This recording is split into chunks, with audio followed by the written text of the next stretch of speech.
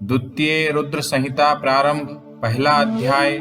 परम पौराणिक सूत जी से शौनकादि ऋषियों की वार्ता, जो विश्व की उत्पत्ति, पालन और लय के एकमात्र कारण हैं। उन अनंत कीर्ति वाले गौरीपति, निर्मल बोध स्वरूप, मायाश्रित किंतु माया रहित शिव जी को मेरा नमस्कार।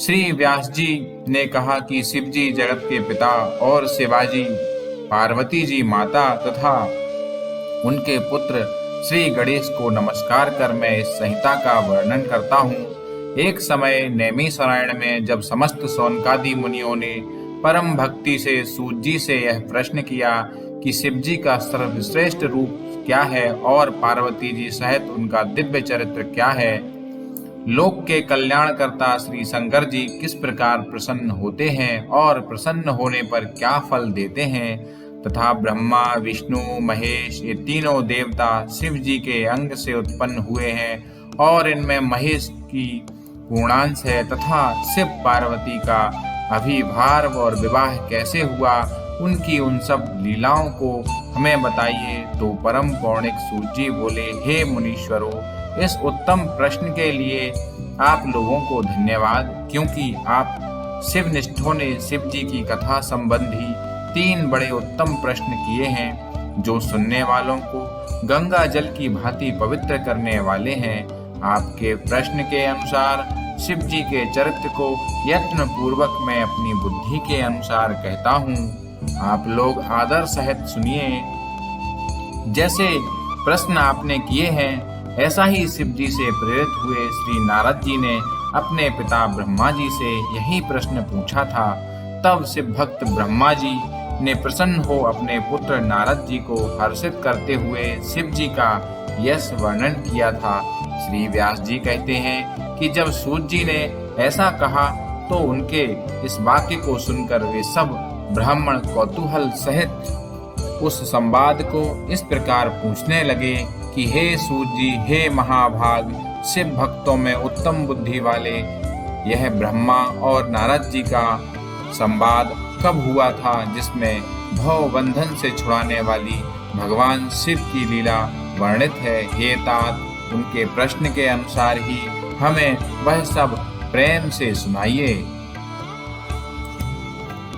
दूसरा अध्याय। शिव जी की काम विजय। श्री सूत जी बोले, हे विप्रो, एक समय श्री नारद जी तप करने की इच्छा से हिमालय पर्वत की एक अत्यंत गुफा में गए।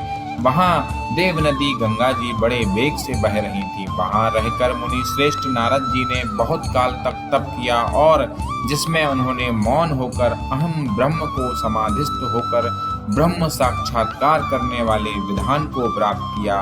उनके उस तप से इंद्र कंपित हो गए और विघ्न उपस्थित करने के लिए काम का स्मरण किया। महिषी का पुत्र काम इंद्र के सामने आया। स्थार्थ में कुटिल बुद्धि इंद्र ने कहा, हे महावीर, मेरे बड़े मित्र काम, तुम तो सर्वदा ही मेरा हित करने वाले हो। इस समय मेरी सहायता करो। तुम्हारे ही बल से तो मैं कितनों के तप बल का गर्भ नष्ट कर राज्य करता हूँ। हिमालय पर्वत की गुफा में नारद मुनि तप कर रहे हैं। वे मन में शिव जी को धारण किए अचल समाधिस्थ हैं। कहीं वे ब्रह्मा जी से मेरे राज्य की याचना न करें, अतः तुम उनके तप में विघ्न करो। काम नारद जी का तप भंग करने चला। वहां पहुंचकर उसने अपनी संपूर्ण कलाओं की रचना की। बसंत ने मद से नाना प्रकार का प्रभाव दिखलाया, परंतु नारद मुनि के चित्त में कुछ भी विकार नहीं हुआ और शिव जी की कृपा से इंद्र का गर्भ नष्ट हो गया।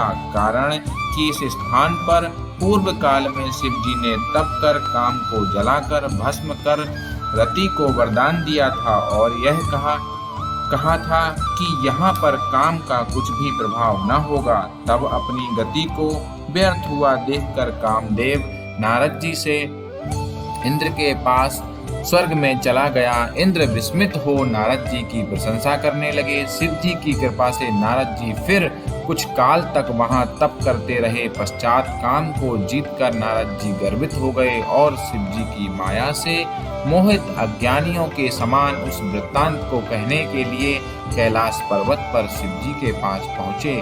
नारद जी ने रुद्र को प्रणाम कर अभिमान से अपना सब वृत्तांत कह सुनाया और अपने को महात्मा और प्रभु समझा। इस पर रुद्र जी ने कहा, हे तात नारद, तुम धन्य हो, परंतु यह बात जो तुमने मुझसे कही है इसको हरि भगवान के आगे मत कहना और उनके पूछने पर भी तुम इस वृत्तांत को गोप्य ही रखना और किसी प्रकार भी प्रकाशित न करना। ऐसे तुम मेरे अत्यंत प्रिय विष्णु भक्त मेरे अनुगत होते हैं, इसी कारण मैं तुम्हें इतना समझाता हूँ। किंतु शिव जी की माया से मोहित नारद जी ने इस बात को हितकर नहीं समझा और होनहार की प्रबलता से, जिसकी कर्म गति को विद्वान भी नहीं समझ सकते और शंकर भगवान की इस इच्छा का मनुष्य निवारण नहीं कर सकता, वे भी ना कर सके और वे मुनि श्रेष्ठ ब्रह्मलोक को चले गए। वहां जाकर ब्रह्मा जी को नमस्कार कर उन्होंने अपने तपोबल से काम जय को कहा। ब्रह्मा जी ने इस बात को सुनकर शिव जी के चरणों में प्रणाम किया और फिर सब कारण जानकर अपने पुत्र को पुनः ऐसा कहने के लिए निषेध किया, परंतु ब्रह्मा जी के कहने पर भी नारद जी ने उस पर ध्यान नहीं दिया, क्योंकि उनके मन में मद रूप अंकुर उत्पन्न हो गया था। लोक में शिव जी की जैसी इच्छा होती है वैसा ही होता है, क्योंकि उनके अधीन यह सब जगत है और उनकी ही आज्ञा में सब स्थित है। नष्ट बुद्धि वाले मंदाकुर मन वाले नारद जी अपना वृत्तांत कहने के लिए शीघ्र ही विष्णु लोक में विष्णु जी के पास जा पहुँचे।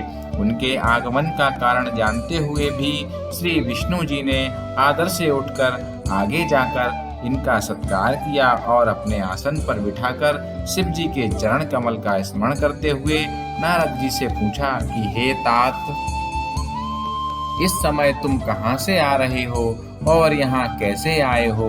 हे मुनिवर, तुम धन्य हो, तुम्हारे आगमन से मैं पवित्र हो गया।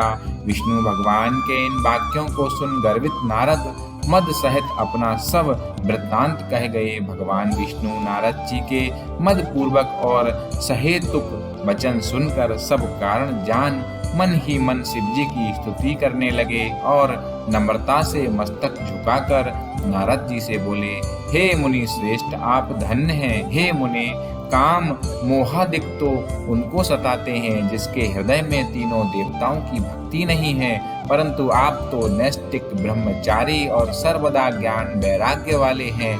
फिर आपको काम विकार कैसे हो सकता है? आप तो जन्म से ही विकार रहित और सुंदर बुद्धि वाले हैं। मुनि श्रेष्ठ नारद ने भगवान के इन वचनों को सुनकर हृदय में नमस्कार किया और हंसकर भगवान से बोले, हे स्वामिन, यह सब आपकी कृपा है। ऐसा कहकर हरि को प्रणाम कर वे इच्छा अनुसार स्थान को चले गए। इति श्री शिव महापुराण द्वितीय रुद्र संहिता का दूसरा अध्याय समाप्त।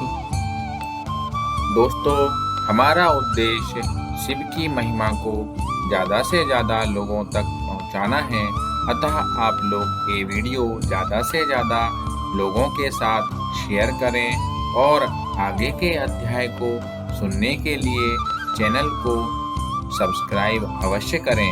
शिव की कृपा हम सब पर बनी रहे। ओम नमः शिवाय।